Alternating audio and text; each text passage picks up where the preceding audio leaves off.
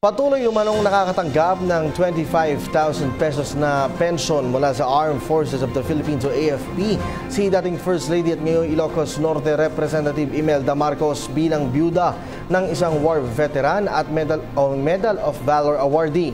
Sa oral arguments kahapon ng Korte Suprema, sinabi ni Solicitor General Jose Calida na simula pa ng April 1994 ay nakakuha na ng 5,000 pisong pensyon ang dating First Lady mula sa Philippine Veterans Affairs Office o PBAO, alinsunod na rin sa Republic Act No. 7696.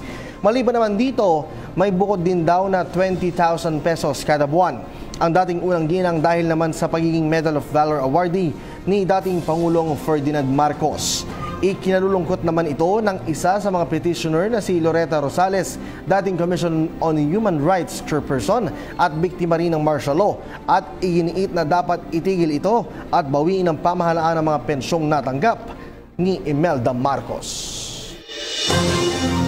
Since April 9, 1994, the Philippine Veterans Office has been giving private respondent Imelda Marcos a monthly pension of 5,000 a month as the surviving spouse of a deceased veteran pursuant to RA number 6948 as amended by RA number 7696.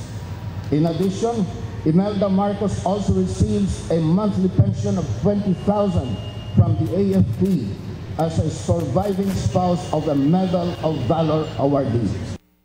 Sana mailabas na yung katotohanan na si Imelda Marcos bilang isang byuda ay naging bahagi nung pagnanakaw na ginawa ni Marcos at yung mismong pananakit na ginawa niya, yung karahasan na ginawa niya sa mga mamamayan.